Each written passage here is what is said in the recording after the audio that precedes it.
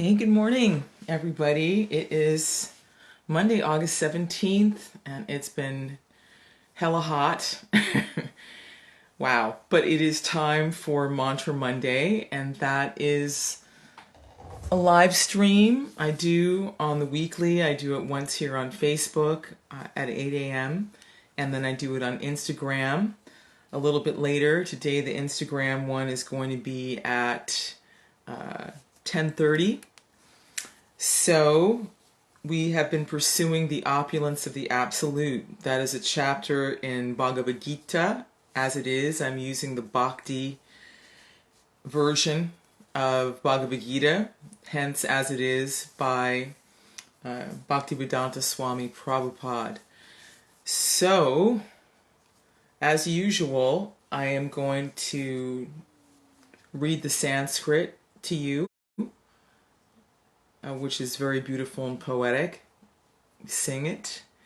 Then I'm going to read the word-for-word translation, and then I'm going to read the purport, and then I'm going to try and interject any insights that I may have, because of course a lot of the references that were being given in this come from a different time, kind of a different time and place. If we were native-born Indians, we would be familiar with a lot of these things and a lot of these activities happening in cosmic time, in universal history. But here in the West, not so much. Sometimes we get a little glimpse of these things as they have filtered down through Greek culture or Roman culture and have snaked their way over here. But in general, a lot of these concepts are new. What else did I want to tell you before we get started? I hope that you're enjoying the Like Fire series of stories. So let us get into it today.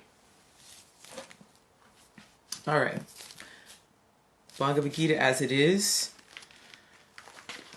the opulence of the absolute, chapter 10, text 27.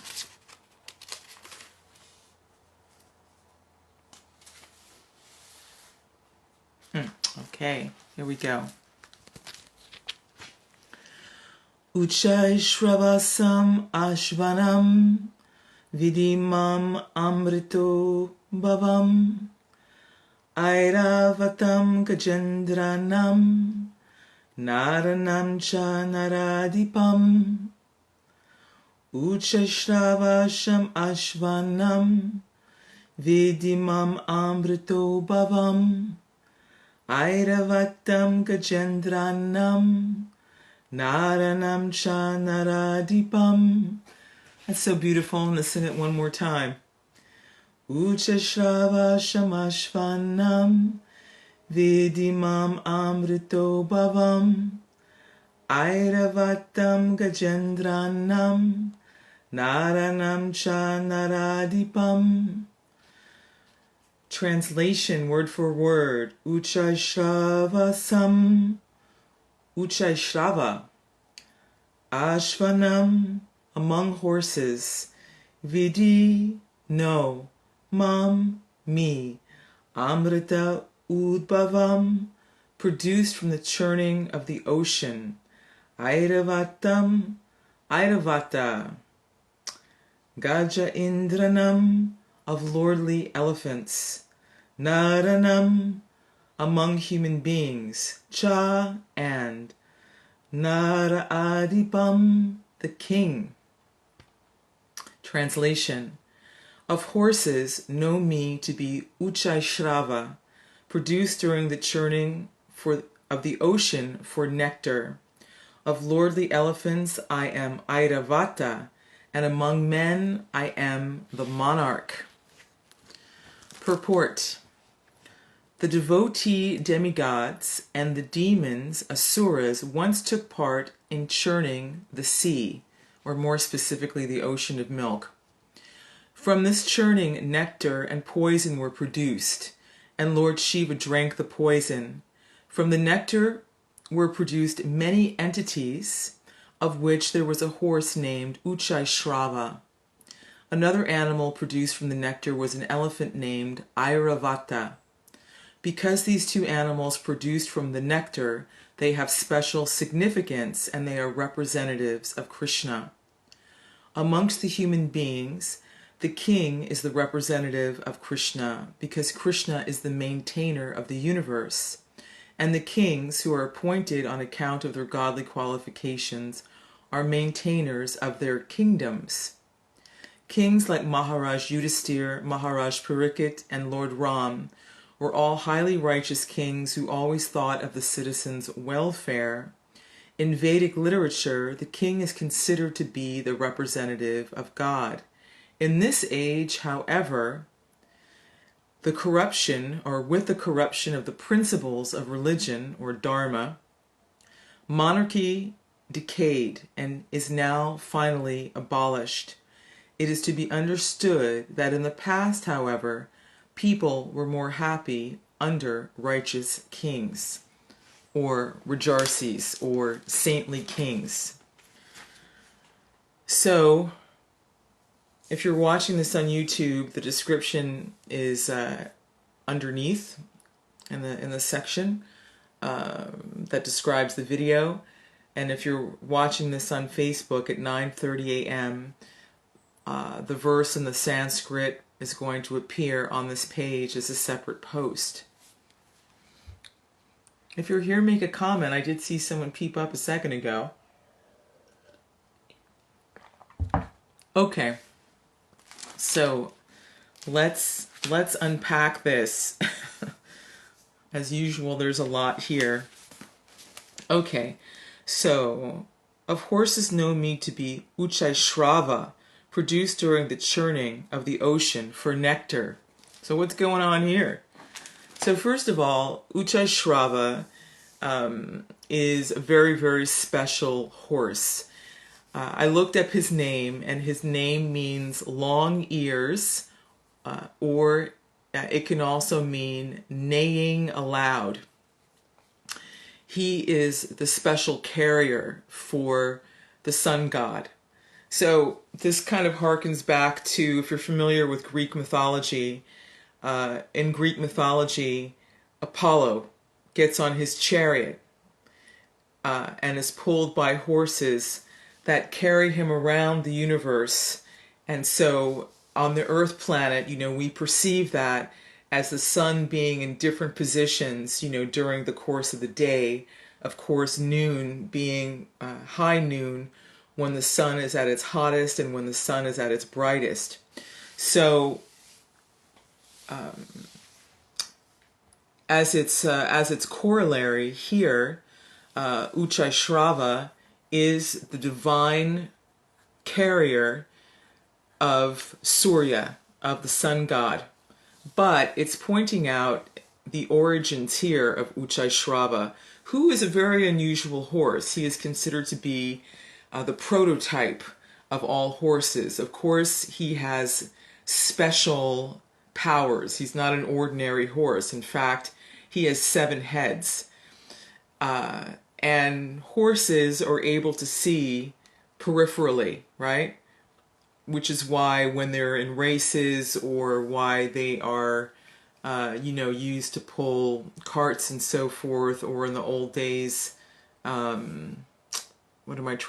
conveyances, blinders were put on them, so they wouldn't get, quote, spooked, because they've got very, very good vision. So one can only imagine if one is pulling the sun across the sky, how many things you may need to be aware of and the other heavenly bodies that are there in this. So this is a very charming description of what's happening in the universe, because as you can see, according to the Vedic version, and according to a lot of cultures, really, that there is a personality behind everything. Nothing is impersonal.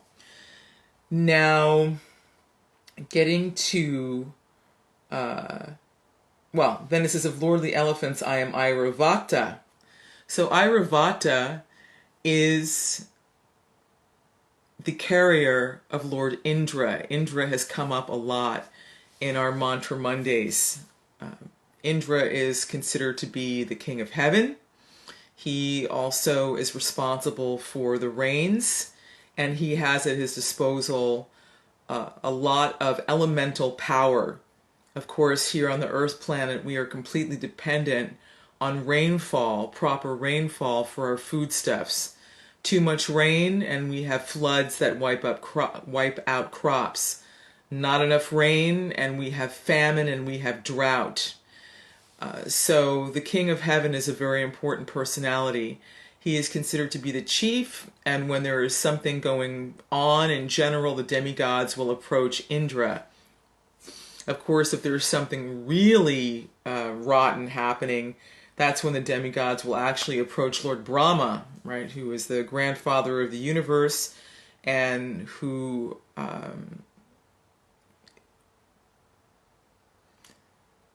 has a little bit more of a, how shall I say, powerful connection, with Lord Vishnu. So if shit really starts hitting the fan, the demigods generally will approach Lord Brahma, and then Lord Brahma will approach Lord Vishnu. But be that as it may, there's been a reference here about churning an ocean. So a long, long time ago, good morning, Lisa Godin. Namaste. Very nice to have you here. I hope that you are not suffering from the heat in where you are. I mean, crazy. So, okay, so getting back to how these incredible living entities, these incredible creatures, Uccaiḥśravā, the carrier of the sun, and Airāvata, the carrier of Indra, were produced. So millennia ago, there was an incident where Durvasa Muni once again was offended. I believe he was offended by Indra. Indra is always kind of, seems to be an instigator somehow, of different kinds of trouble, because he's not always as careful as he should be. So the story goes that Durvasa Muni, who is a very, very powerful sage, actually a devotee of Lord Śiva, and as such had the ability to bless and also had a great ability to curse as well, had given Indra a flower garland, a beautiful flower garland that had special significance. I believe it belonged to Lakshmi Devi. It belonged to Shri. So Indra somehow or another gave it to Airāvata, the elephant. So while Airāvata, was picking up this garland, he dropped it on the ground, and elephants trample things. So Airāvata trampled the garland, and this infuriated Durvasa Muni. The thing about Durvasa Muni is that he is very easily angered. He's definitely controlled by Rudra. He tends to be the grouchier of sages, so you have to be very, very careful when you're around him, because any perceived slight, he does fly off the handle. So in this case, he flew off the handle, and he cursed Indra to basically not be able to have the nectar of immortality, amṛta. And basically he cursed Indra and all the demigods to lose to the asuras. So Durvasa Muni must have been very, very, very angry. You see, the demigods are the administrators in the universe, in the heavenly bodies. So they help maintain the goodness in the universe. They help maintain the balance in the universe. And although they enjoy heavenly pleasures and a lot more facility than we do, still they are on the side of good, right? They are basically on the side of God. They are devotees. So this curse of Durvasa Muni was definitely going to throw off the balance of the universe, and this was very, very, very alarming. So in distress, Indra, he approached Lord Vishnu. You will come to learn that Indra and Lord Vishnu have a very kind of an intimate relationship. They almost have a kind of a brotherly relationship.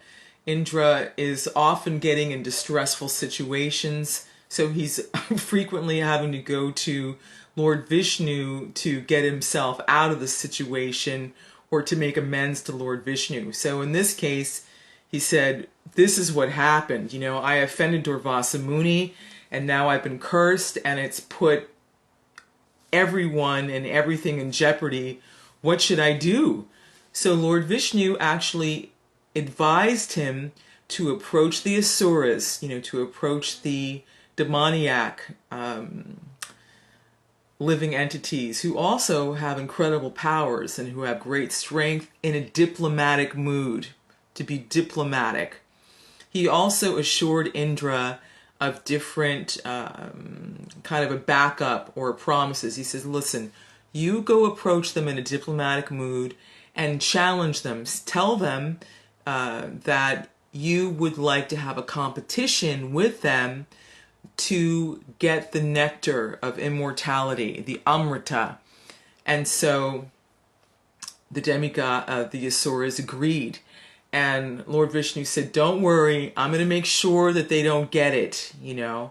But in this way, you know, there's a kind of a game or a kind of a challenge that's going on.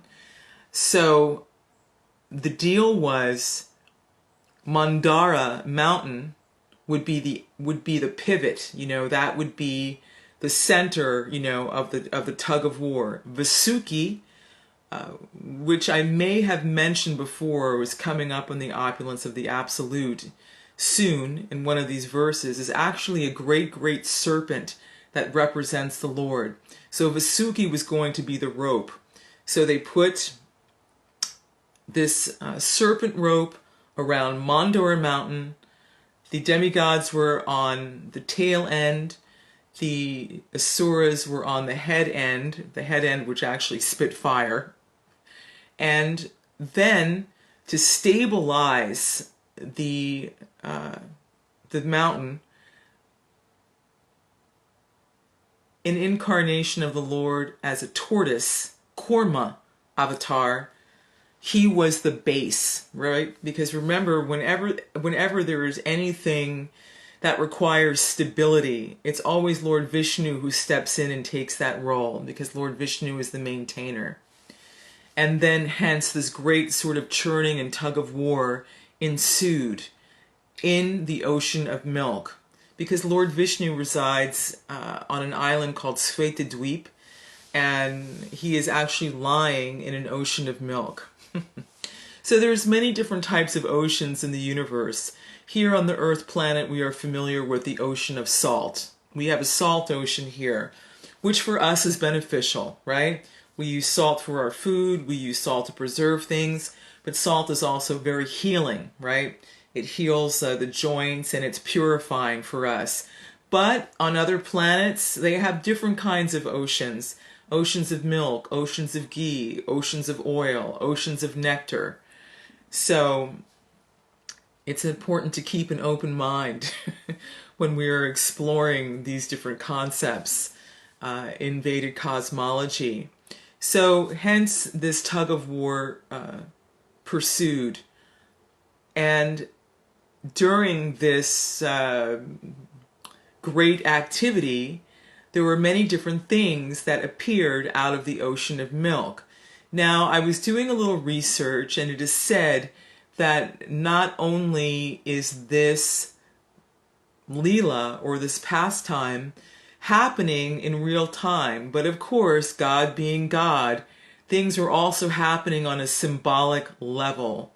So, I thought it was interesting that it was mentioned that the ocean and this churning of the ocean can also be compared to what happens when someone sets out on the spiritual path, when a yogi sets out on the spiritual path, it is absolutely imperative that we learn to control our mind. Because without a peaceful mind and without the ability to control the mind, then we cannot focus on the goal of life. We cannot focus on self-realization. But what will happen when we begin our sadhana, when we begin trying to follow different courses of discipline, like for example, pranayama, to control the mind and to settle the mind, japa, right? Our asanas, all these different things, the mind will start to rebel. The mind will start to rebel and will try and throw us off our course like a wild horse. Because remember, the mind is interested in sense gratification. The mind is a sense organ. But the yogi, someone who is using their intelligence, of course, knows that the mind, like a muscle, can be trained. And so we want to train the mind. But in the beginning, it can be quite unpleasant, and a lot of impurities will come out and show themselves to us, things that we didn't know was there, right? Because we all think we're nice people. We all think we're good people, and we are. But when you are doing a cleanse, even if you're doing a juice cleanse, sometimes you will feel worse because all these different toxins will come to the surface. The importance, of course, is to persevere. So this person was pointing out that the poison that it appeared from the ocean of milk, it's one of the first things that came out, that was very life-threatening and very frightening to both the devotees and to the asuras. So Lord Śiva appeared. Lord Śiva, there's a name for him. I think it's, okay, let me see. Is it Nilahanta? You know, one who has a blue throat. Lord Śiva has a blue throat. Why?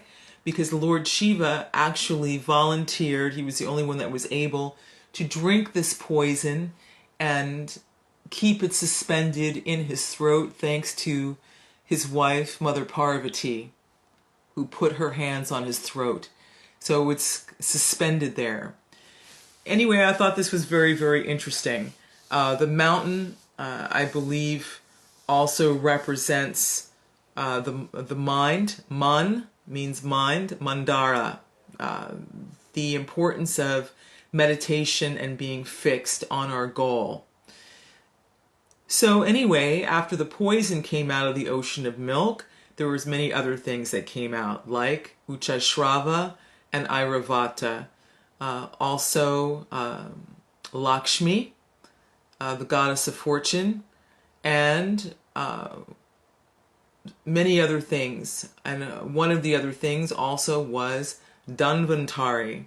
And Dhanvantari, you don't see that many images of Dhanvantari, but Dhanvantari is basically an avatar of the Lord. You'll see him holding an urn, who brought medicine, who brought herbs, who brought healing, different healing properties to us as human beings. So that's another one of the good things that came out of the earth. Of note, Uccaiḥśravā and airāvata are also white in color, like the ocean of milk. So there's that. So Airāvata is the king of elephants. He is the prototype for elephants here throughout the universe, but of course on this earth planet.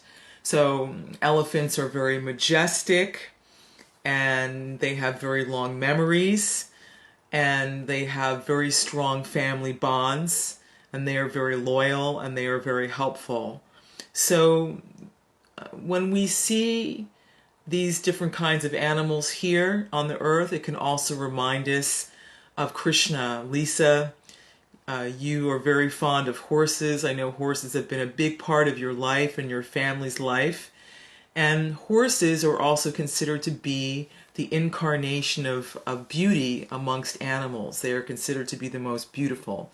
So Kṛṣṇa says, you know, anything beautiful, anything magnificent, anything splendiferous is a representation of myself. This is but a spark of my splendor.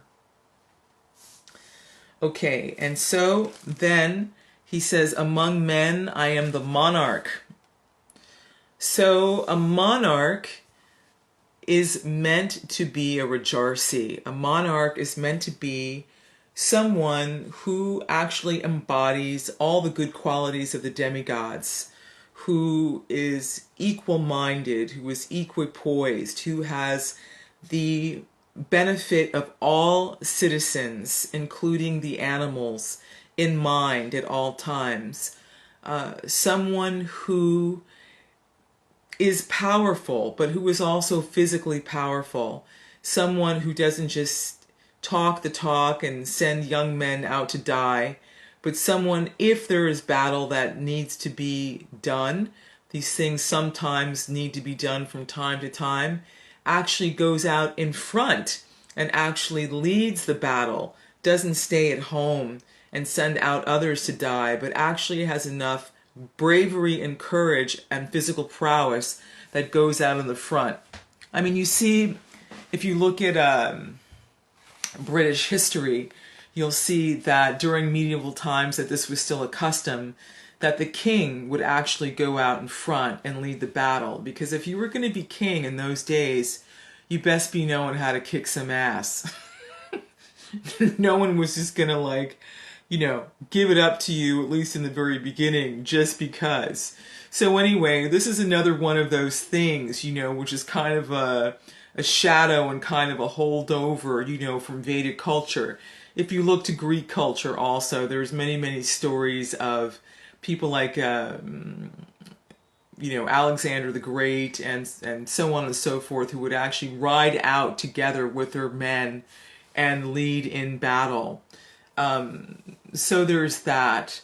The monarch was also to listen to the saints, you know, to listen to the Brahmins, because it was very important that the monarch give in charity, conduct different kinds of sacrifices, also perform austerities himself for regular self-purification, because the monarch or the king could understand, because he was in such a worldly position, a kind of a mundane position, that there was every risk that he could commit sinful activity. So he always wanted, it was like a razor's edge. So he always wanted to make sure that he was doing the right thing at the right time. Of course, today, you know, we don't see that. We see people in office in general that have access to enormous amount of resources and wealth that are generally using these things to get ahead, that are using these things for their own benefit.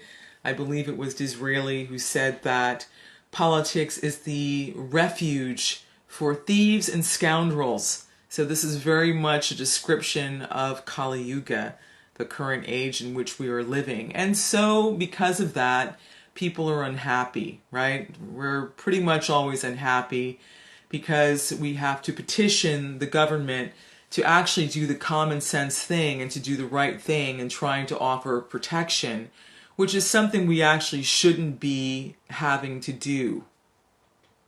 So we're always in a situation of a kind of a tug of war and kind of a distressful situation, trying to make sure that things are run smoothly.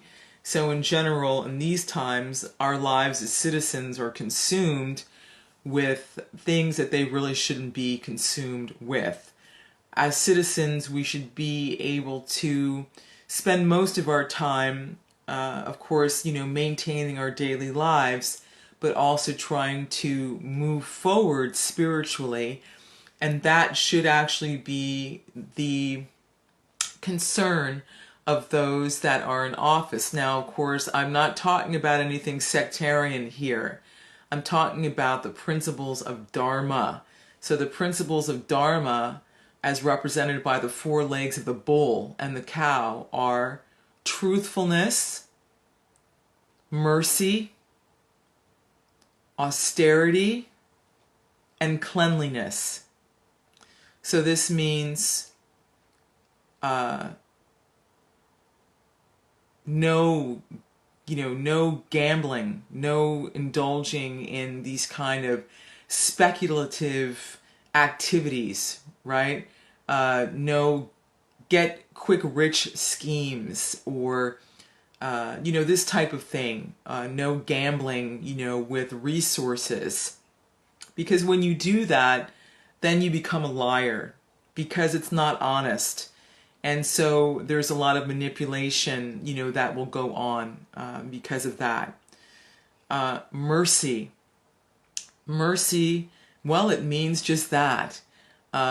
Mercy means no slaughter of animals, no factory farming. It means that if someone needs assistance and someone needs help, regardless of their, color, race, creed, national origin, that you give that to them. If they need shelter in some way, if, for example, a woman is in distress, she could approach a kshatriya, and a kshatriya would give her protection. These are just some examples, mercy and compassion towards the elderly, towards children. Let me see, austerity. This means that someone is engaging in honest work. What am I missing? Mercy, truthfulness, austerity. Oh, how could I forget? Cleanliness. So cleanliness, that means, of course, things should be clean, right? In a very plebeian sense, things should be clean. But it also refers to an internal cleanliness.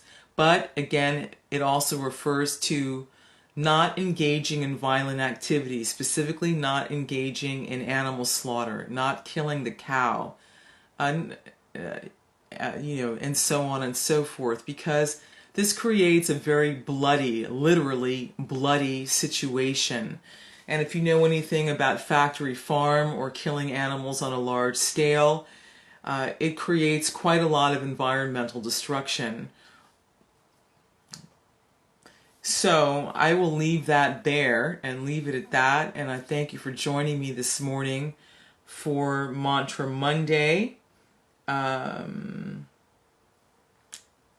I will see you on Instagram at about 10:30 this morning. Usually I'm able to pull up some illustrations there. I wish we could do that here on Facebook. So I'm going to read the verse one more time so you can hear the Sanskrit. Uccaiḥśravasam aśvānāṁ viddhi amṛtodbhavam airāvatam gajendrāṇām narāṇām cha narādhipam. So, of horses know me to be Uccaiḥśravā, produced during the churning of the ocean for nectar. Of lordly elephants I am Airāvata, and among men I am the monarch. Well, I guess I should make mention, as far as the pastime of churning the milk ocean and getting the nectar, it worked out. The demigods did get the nectar of immortality. Of course, there was a little twist to that story. There always is. If you are into astrology, then you should look up the meaning of Rahu and Ketu. That came also out of that incident. But I guess you could say that the amrita, it's like the super vitamin. It's a superfood for the demigods. So it endows them with great bodily strength. It endows them with longevity. And it gives them the ability to be strong enough to actually help to maintain the health of the universe, to keep that balance between good and evil. And so on that note, as a yogi, make sure that you are taking care of your health, that you are taking care of your mind and your body, because your mind and your body are the vehicle currently for your soul.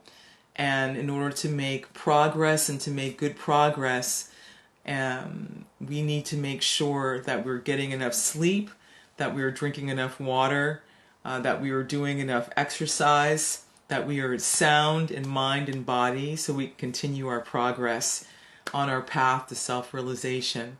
Thank you very much for being here. I really appreciate you. I love doing these Mantra Mondays for you, because it helps me stay on the right path. So I do appreciate your association very much, whether you're watching now or whether you're watching later. If you have any questions, please let me know, and I will be back next Mantra Monday when we're going to get into verse 28. Okay, see you later. Bye, Lisa. Thank you so much for being here and watching.